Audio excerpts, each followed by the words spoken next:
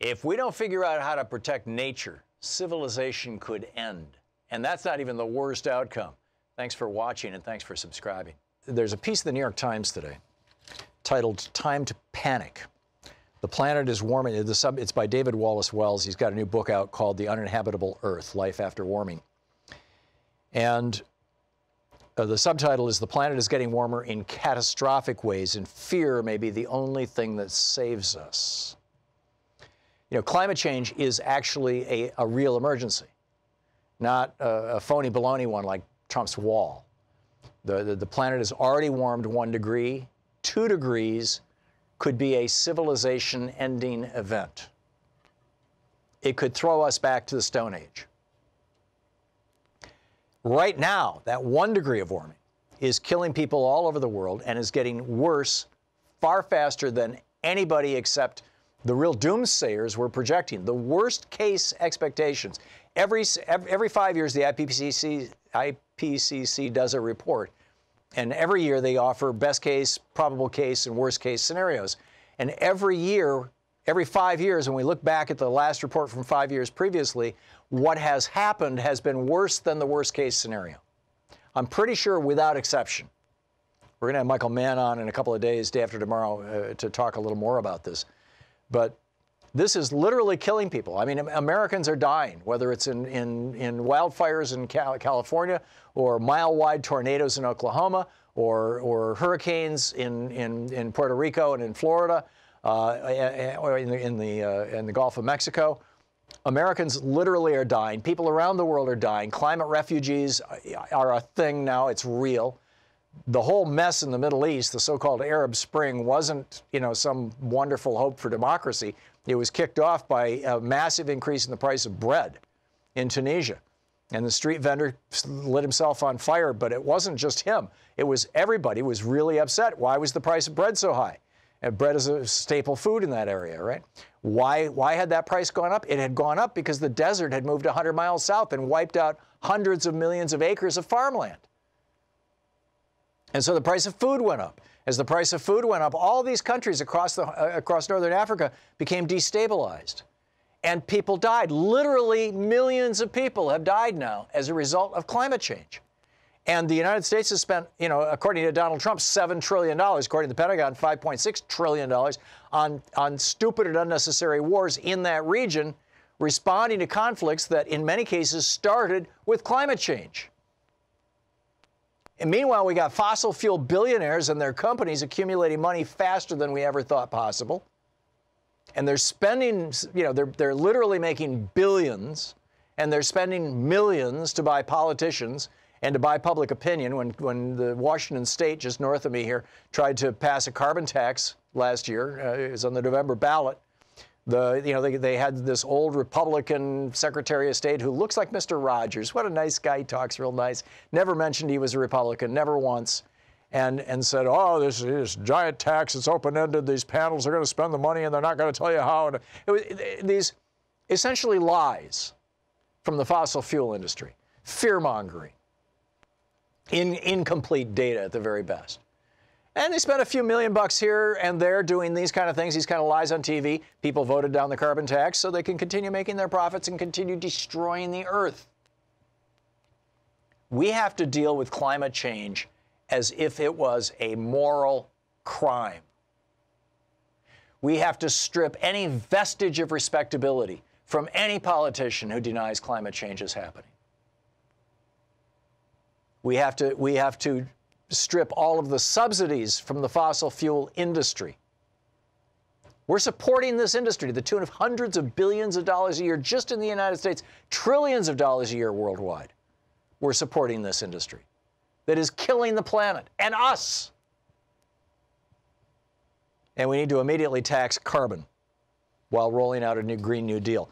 I think it is time to panic. I agreed with David Wallace Wells. His point is that in cancer research, when they discover that, for example, the nitrosamines that are formed in processed luncheon meats cause cancer, and if you eat processed luncheon meats, you're more likely to have cancer, they don't roll that information out and say, but there are some people who disagree, and we're not really sure how bad it is. No, they just say, here's the science. Climate change is the only area where everybody's been hedging their rhetoric. Why? Because they're afraid of the money of this industry, of these industries. And now, this is incredible. This is from the Financial Times this morning.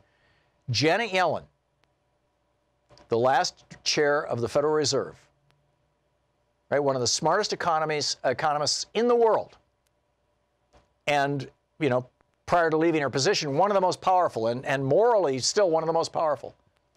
Janet Yellen and all 4 still living former chairs of the Federal Reserve, that is 5 people, setting aside the guy who's running it right now. We don't know what his position is, but Janet Yellen and the 4 Fed chairs before her who are still alive. These are people who were chairman of, she was the chairwoman, all the rest of them were men, chairman of the Fed, going all the way back to the Carter administration, maybe to Jerry Ford. All of them explicitly and publicly support a carbon tax right now to save the world and to save the economy. All of them. And 30 Nobel Prize economists, and all but 1 of the former chairs of the White House, again, going back to Carter, Ford, Reagan, God only knows how long they're still alive. But if you look at the White House Council of Economic Advisors, with only 1 exception, every single former chair of the White House Council of Economic Advisors supports a carbon tax right now. Janet Yellen said we would impose a tax on goods entering the country from localities with less ambitious climate change policies or lower carbon taxes. Not or lower them, but from places that have lower carbon taxes. So this would offset the environmental loss that would come from shifting production to places that generate more greenhouse gas emissions. It would also level the playing field competitively, and we think that a set of border tax adjustments would also encourage other countries to come into compliance and join the club of countries imposing carbon taxes. This is just like simple stuff. I mean, this is not super complex. It's sort of like, you know, earlier I was saying, you know, we know from the experience of the GI Bill back in the 1950s and 60s that for every dollar you invest in educating somebody, every federal dollar, tax dollar that you spend educating somebody at the college level, you make back $7 over their lifetime that you wouldn't have had otherwise in tax income because they have higher income. Free college pays for itself. We know that Medicare for All pays for itself. It cuts 20% off the top of all of our expenses. How can it not pay for itself? Or not necessarily pay for itself, but save us money. Save us, you know, as much as $1 trillion a year. I mean, these are not complex things. And when it comes to climate change, taxing carbon, I mean, you want to move to a carbon-free economy? I mean, Luke Vargas was just telling us in the last hour how, you know, the Trump administration, presumably because the Trumps and the Kushners are taking money from the Saudis or the Emiratis or something. There's some stinky deal going on here. They're trying to, or they're taking money from the nuclear industry. They're trying to build nuclear plants in Saudi Arabia. Well, why do countries want nuclear plants? Either A, they have an electricity shortage, or B, they want to make nuclear weapons. Because you run the nuclear plants and the waste product of the nuclear plants is the stuff that you use to make weapons. Now, Saudi Arabia, of all places on Earth, does not have a shortage of sunlight. I mean, they've got nuclear power up the wazoo, right? There's 93 million miles away, there's a nuclear fusion reactor we call the sun. And it's pouring down on Saudi Arabia all day, every day. The last country on Earth that needs to turn to nuclear power for electricity is Saudi Arabia. So what's going on here? Looks to me like they want to make nuclear weapons. And why is Trump trying to facilitate this and Jared Kushner? Well, both of their companies were broke. They got a whole bunch of money from somewhere. What the hell's going on with this? So, you know, let's wake up to this stuff. Let's pay attention to this. Let's be smart. Let's put together a carbon tax, and let's actually, yes, say it is time to panic. We do have a crisis on our hands, and it's not on our southern border. It has to do with the amount of carbon dioxide and methane that is in our atmosphere, along with a few other chemicals that are greenhouse gas chemicals. And we have to do something about this.